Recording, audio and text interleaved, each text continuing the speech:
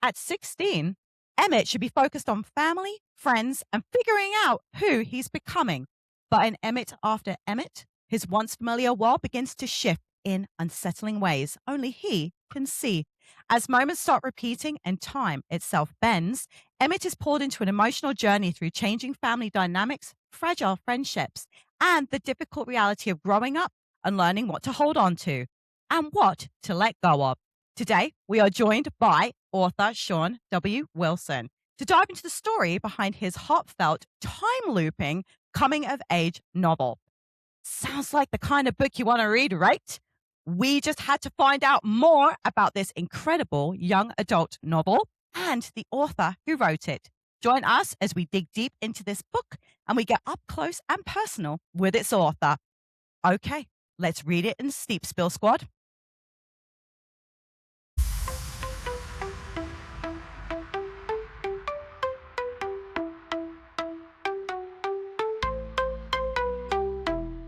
Welcome back to Spill the Book, where we read the most incredible books so you don't have to. But let's be honest, you probably want to. Let's welcome our guest today, Sean W. Willson. Thanks for coming on. I'm happy to be here. Why don't you start quickly by introducing yourself, what kind of books you write, and a quick spoiler-free synopsis of one of my new favorite books. Hey everyone, I'm Sean Willson and I'm the author of EMIT After EMIT, and I'm excited to chat with you today. I'm here to tell you about my debut novel, EMIT After EMIT. Spoiler alert, there is a second book coming, not in the series, but super excited about it. EMIT After EMIT is a coming-of-age story that follows Emmett, who's a 16-year-old who learns that he is trapped in his 16th year. And while everyone else is getting older, he remains the same age, and he has to learn how to navigate his life, his friendships, his family, all the dynamics while time leaves him behind. There's lots of twists and turns and every emotion I hope you felt, but excited to dive into it. Yeah, I'm we gonna have be with you words. for that. Yeah. I have many feelings. Okay. But you start off your book, and it's obviously Emmett's birthday morning, and his brother is razzing him on being mama's perfect little man. I had a good laugh about that, just so you know, because I have a little boy. I thought it was funny. Now, Nolan says, hurry up, Emmett, to get downstairs before their dad puts his coffee cup where their mum has already cleaned. And I'm not being funny, but that's a classic move in my house, okay? My husband is that man. Now, do you do this to your wife after she's cleaned? And how do you take your coffee? I think I do it to my wife. I think we're both equally clean. Maybe I'm the one who likes to tidy up before people come over. I have a little anxiety about don't look at my mess. So I'm the one scrubbing frantically. And coffee, good thing you brought coffee up because I have my coffee here. I'm the coolest dad ever, according to my kids. Oh, And I take it cold and dark. So like exclusively iced coffee, iced Americano cold brew, with nothing in it because I don't need anything. I can't drink coffee without a million sugars in it.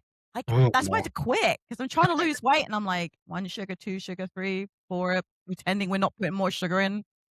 That's so funny. What are you drinking today, Jace? Iced protein mocha. I used some protein chocolate milk with my cold brew, and you know what? It's delicious. You guys are so fancy. I'm just drinking chamomile because I needed to calm the hell down today. That's not one of the ones I gave you. No, I already drank them all. One of the boxes. Really? Well, Whoops. that's what they're there for. I know. Okay. Emmett is enamored with Maya. I love her name, by the way. It was on my short list for our second born. But she's basically a girl who walks on water. Who was your first crush when you were a teen? Why was she your crush? And has your taste in women changed over the years? That question's for making us cry, by the way. Yes. Yes. We're going to talk about that later. My crush is my wife. That's the only answer I'm going to say. But I'll tell you, a crush is when I was a kid. That's a good answer, sir. I had two crushes that like defined who I was as a child. I will say the first is the Pink Power Ranger, Kimberly.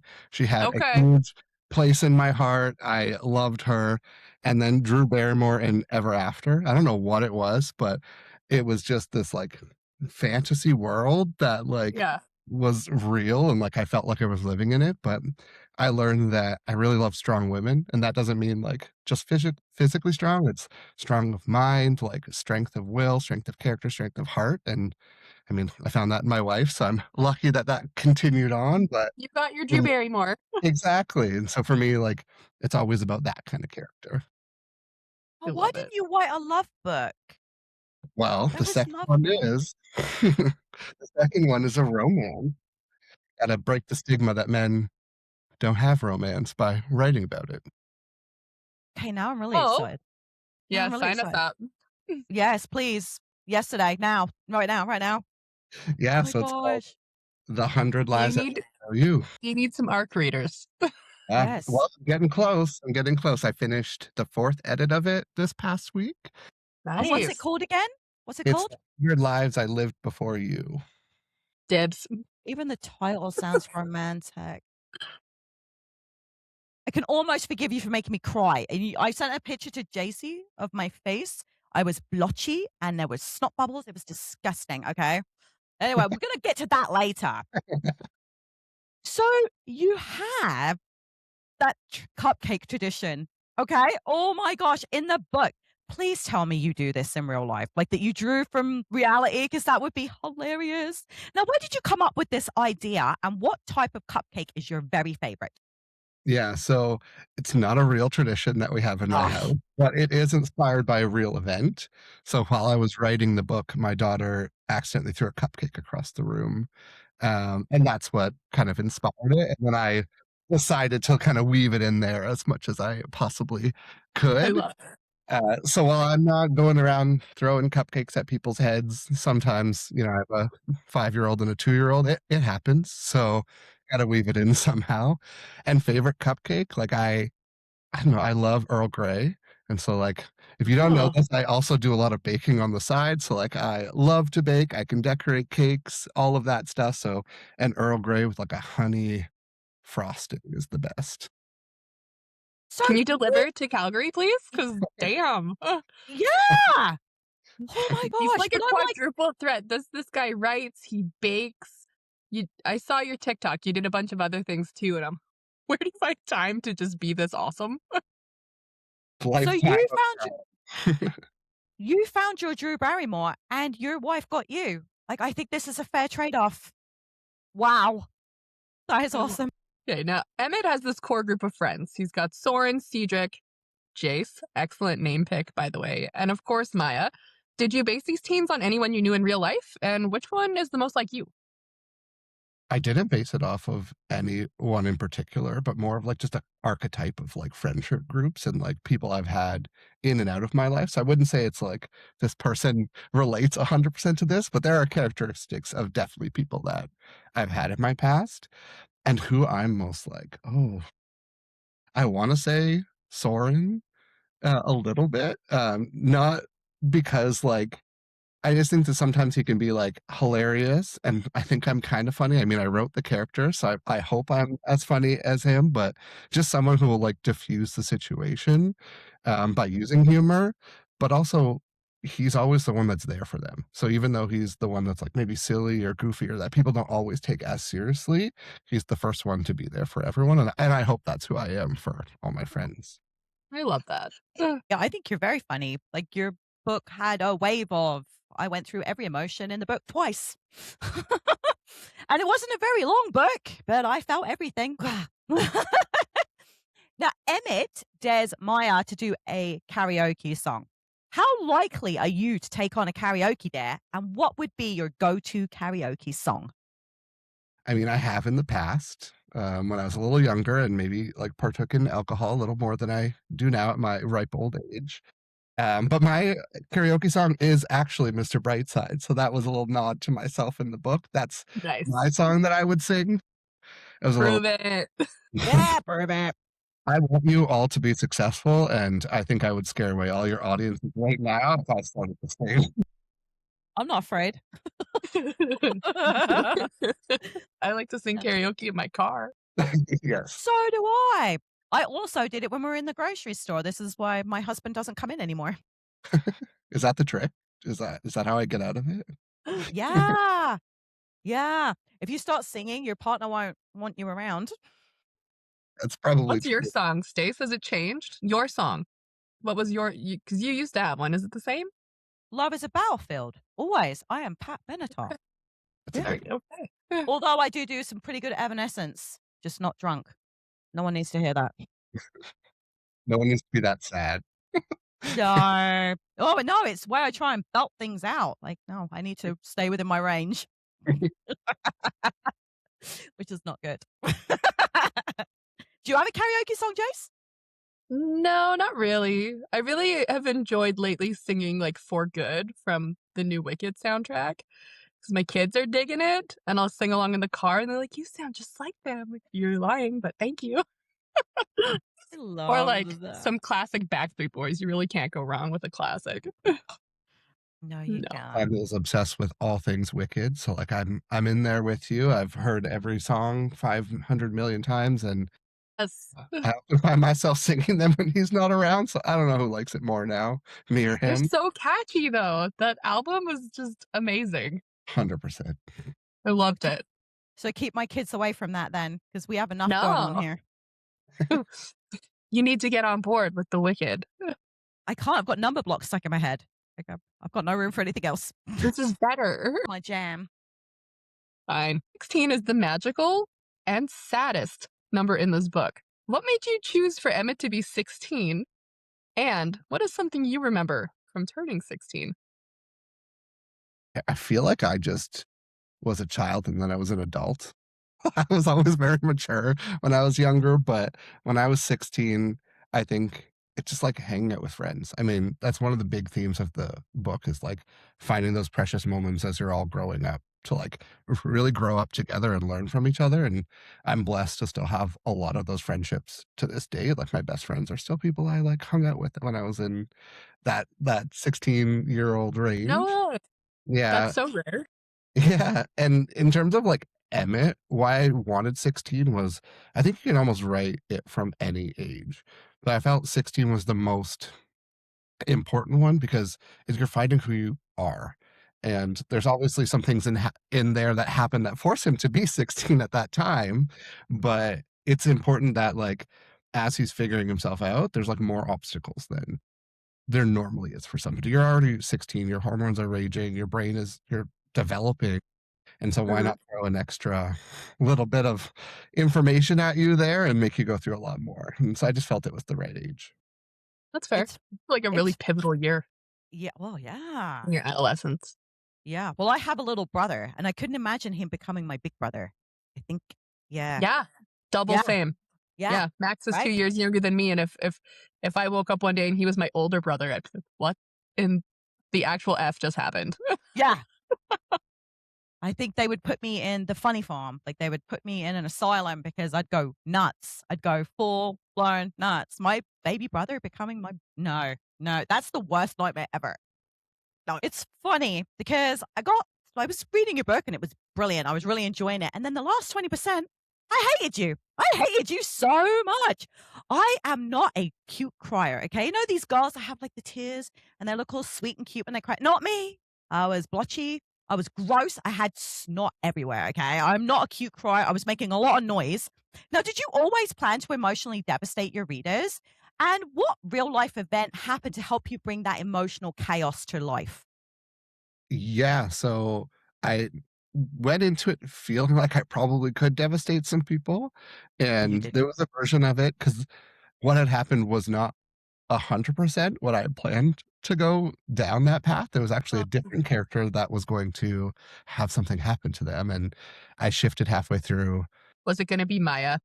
No, it wasn't. It was gonna be his brother, and so yeah, I just couldn't do it. Like, when you fall in love with the character and you couldn't do it, and so I had to find a slightly different angle, to take when I was going through it, and there was a lot of back and forth in my brain, but if you think you were emotionally devastated, I was just, like, 3 days at my computer trying to write some of the things that were happening and being like, "I can't do this. I can't do this Aw. anymore."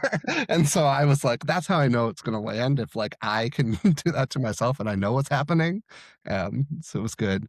In terms of something in my life, like, I did lose my grandma when I was around that age, um And so, like, I know what loss is like, and I've experienced what that is, and I think everybody has lost somebody in their lives, at that kind of at that pivotal moment when they're figuring out and, like, have that safety net around them, and when that's gone, it is a little bit harder, and so I think characters who, like, often go through this traumatic experience find different ways to cope through that, and there's a lot Yeah. of that in here, and one of the subtle nods is, like, it's not just the main character, and sometimes in books, like, you only get that perspective, and I'm hoping that some of that influence came into the other characters as well. It did. Still ache. Hurts. I was mad after. I was I finished actually. reading it and I was like, Stace, oh my gosh, you're not gonna love how this ends. Like, but you have to read it. Like we're interviewing you, so you have to. I suffered, so you have to. She does this to me, okay? She finds these books that destroy her and go, now you have to get on board and come on. And I'm really glad I read your book. I really am because I actually found it to be one of the best books I've read so far this year. I 5-starred it. But So the did I. devastation was so hard on me afterwards. I hugged my children a little tighter. I'm not going to lie. Yep. So, I yeah, think your writing is. My Fable review was literally Sean, you made me cry, and it was worth it. It That's was. It it. was. Yeah. I didn't tell my best friend who was reading it, like, anything that was gonna happen in it, and I think sometimes you can assume in the first few chapters, "This is a silly little coming of age story, right? We're gonna go on, like, a teenage journey," and she was at a pub reading it and messaged me some very colorful thoughts that I should that she was, like, in public, so did my job. You should have warned her. I'm glad Jace did, but I was like, I was reading it and I'm like, I don't see where this is going to happen. And then all of a sudden I'm like, oh, there it is. There There it it is. is. Yeah. It was Thanks not for what I that. was expecting. It was not what I was expecting though, because from like following you on TikTok and all the clips and stuff that I had seen, I was expecting like Tuck Everlasting, like Emmett's gonna be this way forever, and then, well, that's not what happened.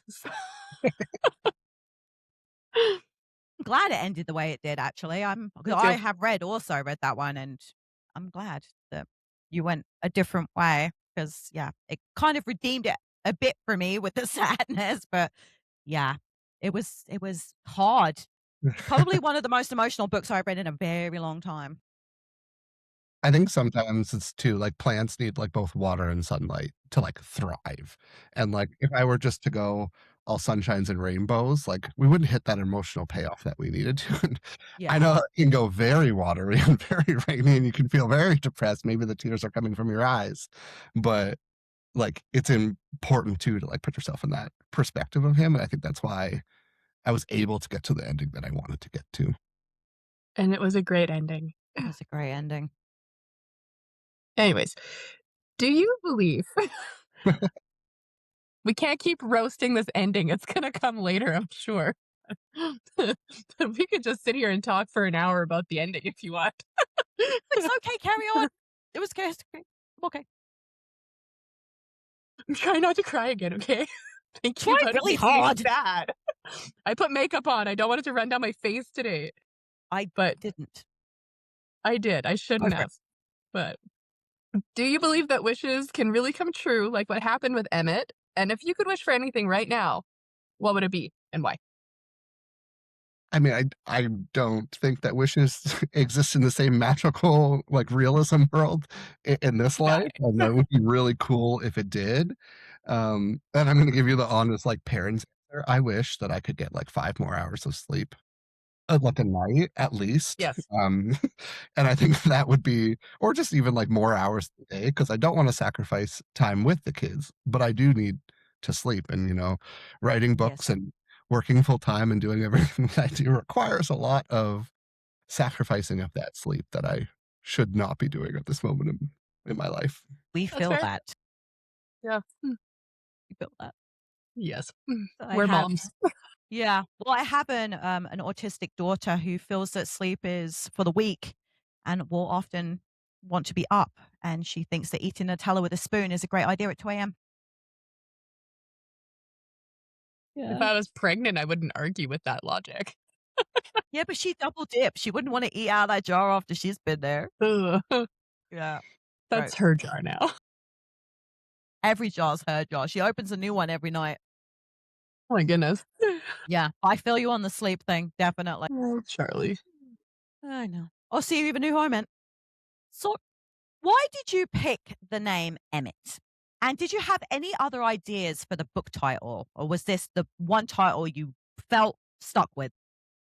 This I was know the answer to this one now. yeah, I recently posted about this and it caught a lot of people off guard because Emmett is time backwards, and that was actually the original premise of the whole book. Yeah.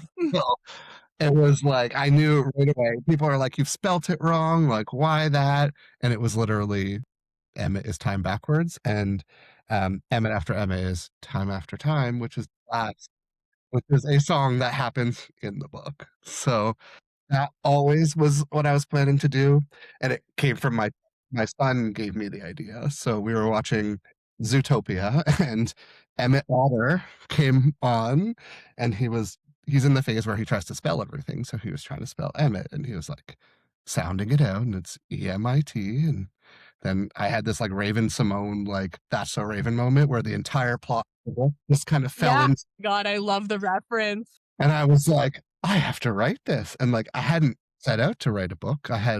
I've read my whole life, I have not been a writer, and so I was like, "I am gonna write this book," and that it just, like, came to me, and, like, 3 Do days you? later, I was, like, staying up till, like, 3 in the morning, like, outlining every single possible scene that possibly happened, and that's where it started. So, yeah, Emmett, time backwards.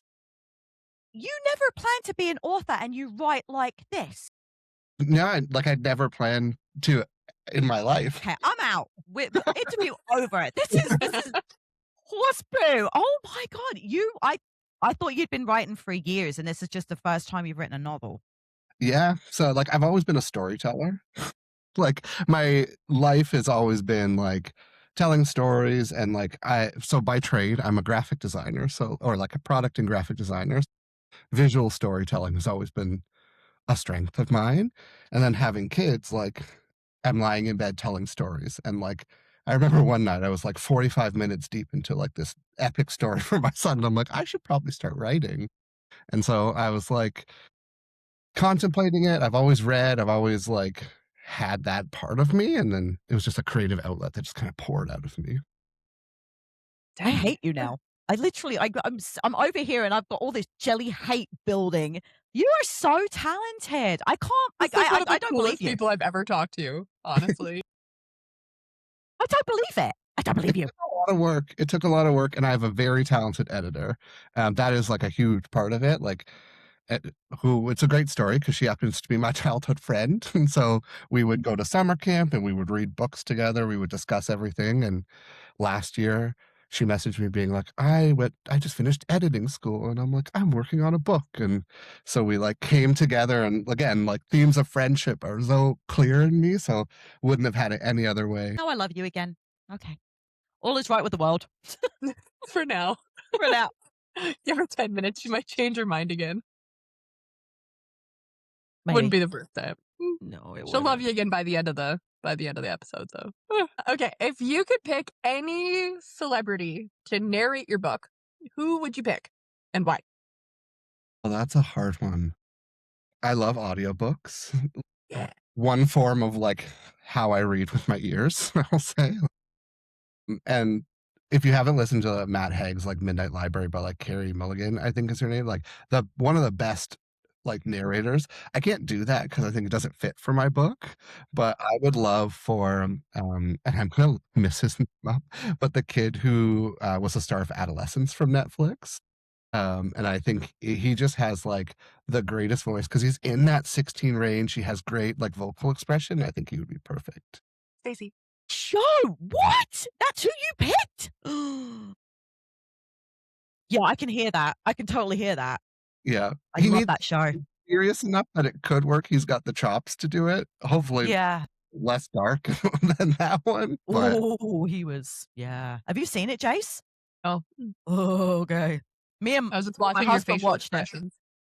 Me and my husband watch it. We usually talk when stuff's on, and when it was over all the episode, we just looked at each other and went, "Whoa." That was it. That's a goodie. That's okay. I wouldn't of all the places I thought you were going to go with that answer, that is not where I thought you were going to go. Wow. So not only have you made me hate you, made me love you, made me cry. Now I'm like, wow, I did not see that coming. Okay, see, even talking to you, I go through every range of emotion. This is awesome. What was the most unexpected challenge you encountered while writing this book? I'll give you a few because it did not come without challenges, I will say. I bet. Imposter syndrome, like, I've never experienced in my life. I feel like for me, I was like, I'm not a writer, like, I'm not an author, and, like, putting so much energy into it, you're like, "When do I get to be like, I'm an author?" And I think somewhere along the journey, I was like, "No, I am. Like, I am an author. I just have to, like, remind myself that, like, to hone in on that craft and to do that." So that was, like, the biggest unexpected one. I almost walked away, like, 3 times from doing it. Like, I was I'm like, so glad you didn't. Oh my goodness. yeah, and I think a lot of people need to hear that, like, I'm a perfectionist, and so, like, when you put imposter syndrome and perfectionism, like, together, it's a recipe for disaster because 'cause you're like, "If it's not perfect, what book is ever perfect? Like, what book couldn't be edited further? What story couldn't be taken farther?" And so I had to tell myself, like, "When is enough? Like, when is it good enough? When is it, like, where I want it to be?" And then I took it a little bit further, but then I was enough, and it was great for me to, like, power through that, like, feeling of, like, "No one's gonna read this. No one's gonna wanna do it." I'm not gonna lie, I still go through that daily, like, I'm like, "All these people who are reading the book, they're just lying to me in my head." Like, it's really hard to convince yourself sometimes that, like, what you're doing is worthy, and I'm honing in on that, but it has been a challenge for me. Imposter syndrome is so real. It is so real. I'm also a perfectionist, but I'm also a Leo. So imagine how that works. Yeah. The feeling like you're not doing it, the need to do it perfectly, and the fact that I'm a Leo and I don't give up. It's Yeah. yeah. I don't know how my husband's still alive. I would have shot myself in the I don't face if he had to either. deal with me. I know.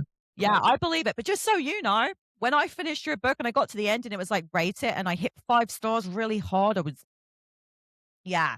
So you are an author because I don't give out those 5 stars very often. She doesn't. I don't. I'm horrible. Oh, well, I appreciate it so much. It was good. It was good. No, it wasn't. It was great. Fix your words. I wanted to say it was phenomenal, but he won't believe me anyway. So Eventually I will, I promise. good. Maybe when the second book comes out and you're getting more 5 stars. I Hopefully, hope so. hopefully. But after that next one comes out, you can come back on and talk to us about it. Always, this is my favorite. Yes. Yay. We've just been Sean approved. Hmm.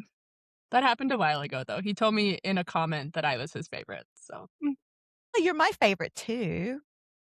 you guys are going to make me blush. Okay. So as a reader, I am literally always so excited to meet authors one way or another in person, in a video call like this. I just love it. Can you describe a memorable interaction that you have had with a reader outside of this podcast? Yeah. I mean, there's been so many. There's, like, 2 that really come to mind that, like, it almost goes back to the imposter syndrome. It was like, I shouldn't need some of that validation, but when I started having people read it and talk to me about it was when it kinda eased a little bit because it's like it had been so internal for so long, and then eventually you let that out. So there was one individual who reached out and said, like, they were struggling with their relationship with their teenage son, and they hadn't really been able to talk to them about much. And they read my book, and it was like they had set it on the table, and then he had started to read the book, and then they had something to talk about. And then to me, as a parent, I was like, okay, I'll cry now for that too. Like, I'm a Pisces, so I'm allowed to cry at anything. To throw that Oh, back at you. Belly. For me, that was like a satisfying moment because it was like not just did one person do it, but like 2 people read it and talked about it with each other. And for me, that was like a huge deal.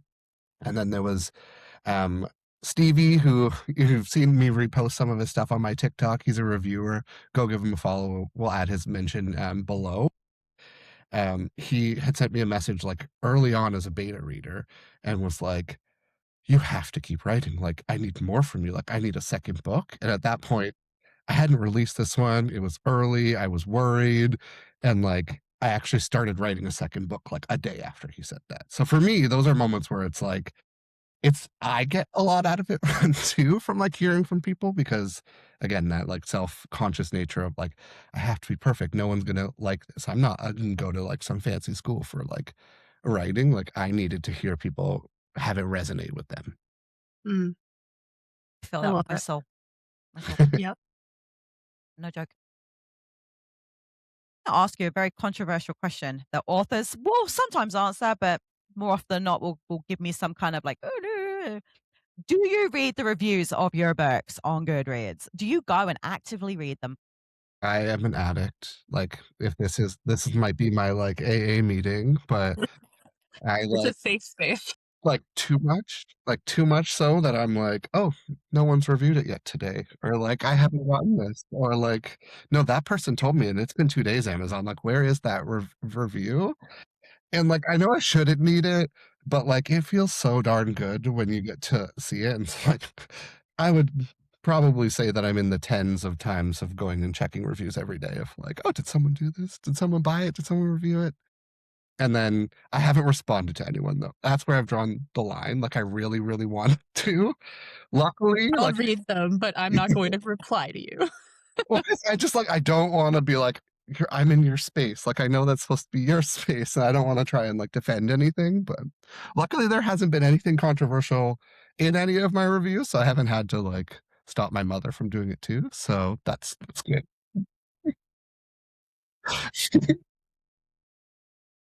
I'm just gonna laugh over a minute. I love that. That's brilliant. That's brilliant. I would be that person too. I'd be like, "Oh, where's my review? What do you think? What do you think?" I probably would hound people though. I'd be a terrible author. Terrible. I love it though. Who did the cover art for you? I did. So, What?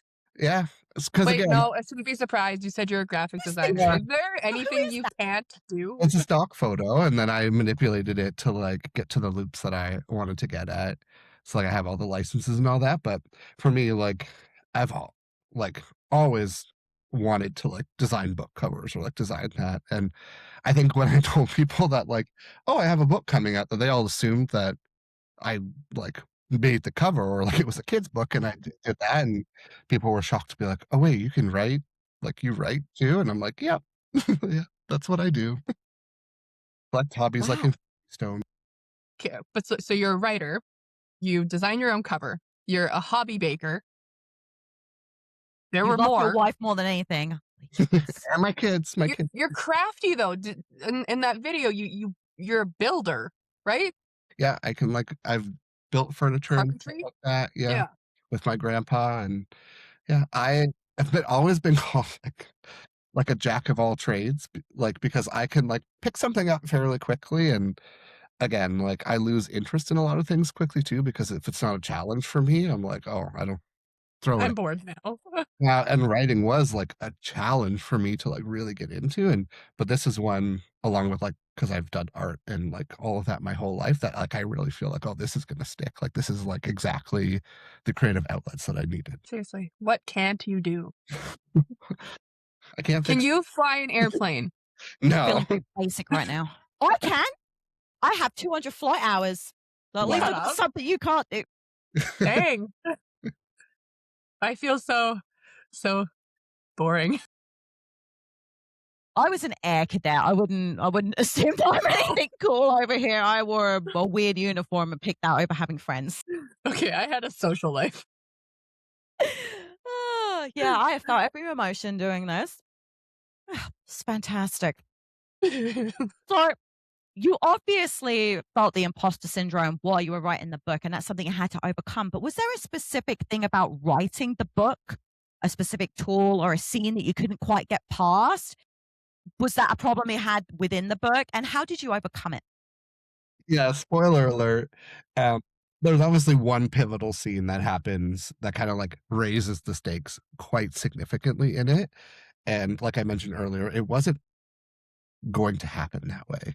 And I had written it happening a different way with a different character and a different like activity in which it like involved. And it just wasn't landing right for me because it almost felt more like shock than to get the plot and to like move where I needed to go to. And so I really had to rethink it several times in order to like nail what that was. And then there was another scene. The very end of the book is actually, I have written 3 different ways. And so I actually gave 3 different endings in my beta to my beta readers to figure out which one made the most sense of how it would. It happened the same, but it was from a different POV, or there was one that went into a lot more detail about an event that happened. And it just never sat right with me and or the readers when they got the full breakdown of what happened. Because in a time loop, you're kind of going back to older characters or like older versions of it. And in this one, when we get to that maturity of who the character is, you can't really go back. And so every scene that it was depicting older versions of him. And it was like we undid all the character development that we did. And so I had to chop that. And that was a very hard thing to do, was to chop that. Oh, I didn't even think about that. Like how you would navigate something like that. Oh my God, my mind is blown again. Wow, you really thought this through. I'm impressed. Thank you.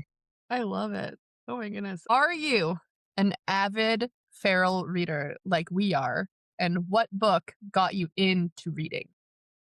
I read a lot. I will admit, in the last year since I've started writing, it has been very hard to find the time to do it. But there was a year where I was reading like 90 plus books. I was devouring them quite frequently, and then have kids, and it's a lot harder when you work full time and trying to figure that out. I would say I've read my whole life, so I don't really know what books really got me into it, but, like, Harry Potter was always, like, I think every kid around my age, that was who we grew up with, and that was, like, a huge, like, segue into there.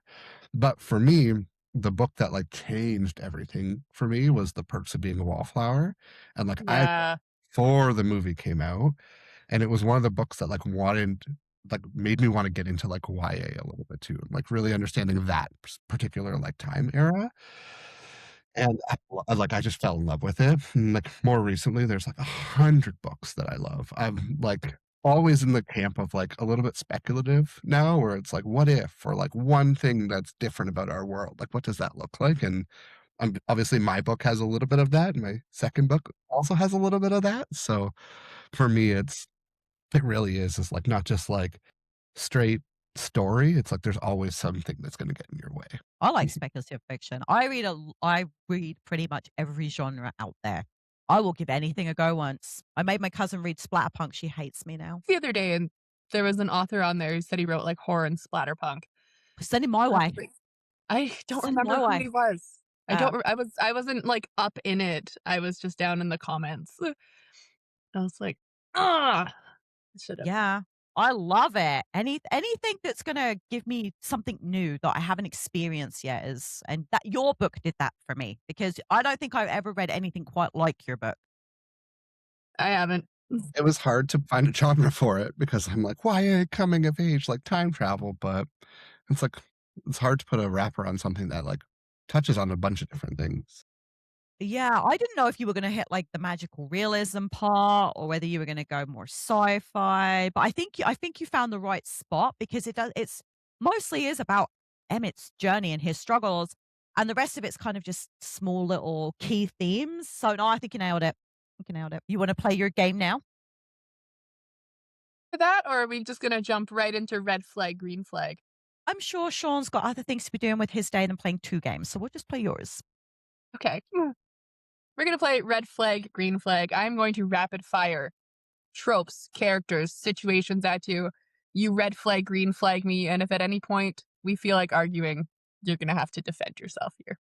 Love And it. I will play judge, jury, and executioner. Okay. Number 1, enemies to lovers. Red flag. Forced proximity. Green flag. Feyre. Red flag. Xaden. Ooh, green flag. Really? Making your readers cry. The greenest of flags. Red. Execute. Red flag. Open his head. Red flag. Staying up till 2 a.m. reading. Green flag. Falling through a fairy ring into a distant land. Surprisingly, green flag. Interesting. Animal companions who can talk. Red flag. Defend. Always struggled with it because they wouldn't speak like English, right? Like I feel like there's got to be like a different language that they speak, and I feel like it's like you're asking it to be a Rosetta Stone of like they'd learned the language, and like I can't even roll my R's properly. You think like all these animals can? Like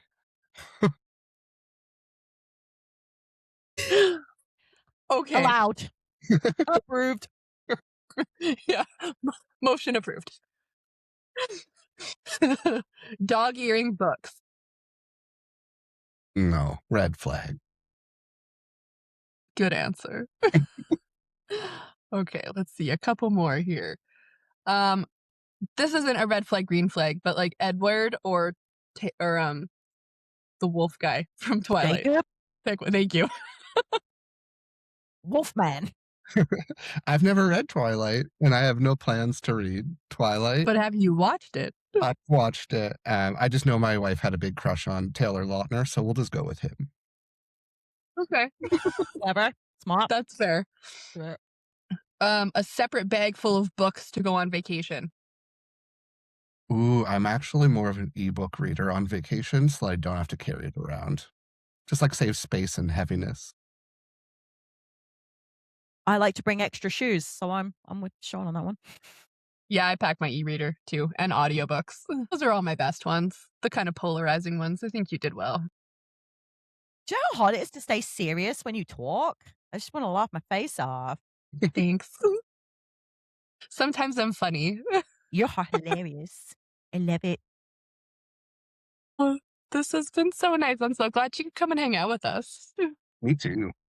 So but I want to know a little bit more about this new book that you are currently writing. Why don't you give our listeners a quick glimpse at what you're doing and when they can actually read it? Yes. So it's called The 100 Lies I Lived Before You, and it follows Ren, who is our main character, and he's someone when he wakes up, he is uncertain what world he'll wake up into. Some days it'll be a fantasy land, some days it'll be 1900s Paris, but he's the only one that realizes it. And so everyone else, all the cast and characters of his life are the same, and the plot of his life is the same, but he's the only one that realizes he's in this new world. And will he meets someone and chases her across all these realities to find stability when he has none. And so that is the story that will follow of that. It is coming out late summer. I actually might be pulling it up because I'm almost done, and my editor is starting it. So I'm currently doing the book cover for it. So I moved past the writing. I'm into the final stages, and we'll be doing some of that. I feel like I'm gonna swoon so hard for this one. I'm Like trying not to swoony hearing about squeal. it. So it is like first person narrative, and it's like through his brain, which I don't know if a lot of romance often like sees the male perspective on a lot of these things in the way that it's only his perspective. Like we're not getting anybody else's thoughts on it. We're getting his Can't think of any. worldview, his Ah. take, and there's a lot of really it's fun because you get to almost genre bend every few chapters and how it transforms, and there's a lot of mystery. I can't guarantee there's not going to be tears because I wept for the good 2 chapters. 2 chapters? You Yeah, want me to cry for 2 chapters? I and thought this, we were friends. and this book is twice as long, so it's a little bit Even better. longer, That's and good. yeah, we'll get immersed into it because I don't have to deal with trying not to be repetitive in a time loop series. So I'm excited You for should people to get their hands on it. Yeah, me too. me Dibs. too. But you should Dibs. also, when you put it on Amazon, you have to have an add-on for Kleenex because I had to use toilet paper. That's how bad it was in this house. Gonna get a sponsorship. You should. Some cleats. You want to read this, guy? Here's your box of tissues. You're gonna need Yeah. it. You got the cover on the front of the box. I love this idea. We can help. We can help. Oh, I love it. I can't wait. So you don't have a definitive date then. It's going to be, September at the latest, I'll say. and Ooh. is it going to be on KU too? Yep. It'll be on Amazon, ebook, paperback, KU, and then I'm currently in some stores on Indigo right now with Emmett After Emmett, and I assume they'll also let me do that for this book. So I'm excited. I want them to come to Calgary, sir. Soon, soon. Yes, please. Signing. Like, bring your family and come deliver. You I just love want cupcakes. yeah, like Canmore. No, I just want my book signed. Oh yeah. We've all got kids. They can have one giant play date and we can get our book signed. That'd be epic. Sounds amazing. Right? Sounds like so much fun. So All where of our can kids everyone- are separate Yeah. ages too. Yeah, well, actually I've got 2 adult kids, but it's 10, 9, 7, 6. That's how crazy my 6, house is. 4. So where can So we get everyone at it. find you on your socials, Sean, so they can follow along with you and keep up with your journey? Yeah, so my handle is Sean Writes Fiction on both TikTok and Instagram. TikTok is the one that I'm mostly on. I find they like my humor more than Instagram, but I'm on both of those. And I love interacting with people, so send me a message and happy to chat through it too. I love that. I like it when authors have the same handle. I had somebody on the other day and she had a different one for every single one. I'm like, oh, no. I'm I going to got forget. yeah, I got But lucky. don't worry, guys. I will stick all of Sean's socials in the caption with this episode. We hope that you've enjoyed getting to know Sean and his book, Emmett After Emmett. When Jace told me to read it, I knew what I was getting into. We're hoping that you are fully prepared. Make sure you have a box of Kleenex and make sure that you give Sean a 5-star review on Goodreads because it really does deserve it. We are so happy that you were here. Don't forget to follow us on our social medias. You can find us, Stacey and Jace Spell the Book on TikTok. Thanks to Jace. She just set one up. It's just Instagram, Spill the Book. It's Facebook. at Spill the Book on TikTok. Sorry. Oh, at Spill the Book on TikTok. See, like now she's tripping me up, you jerk. Well, I couldn't do Stace and Jace because we've got book tours now. So it's just all encompassing Spill the Book. Yes, we do. We have book tours. You guys should sign up on spillthebook.com if you'd like to become an influencer for us. We've got all sorts of fun stuff planned. It's going to be amazing. Don't forget to like, share this episode with all your readers, all your family, your friends, your enemies, because they're going to love this too. And then you can be besties. We hope that you have the reading week you deserve, readers, and we will catch you next week. Thanks so much for coming on, Sean. We had a really great time. Yes. Same here. Take care, guys. Bye.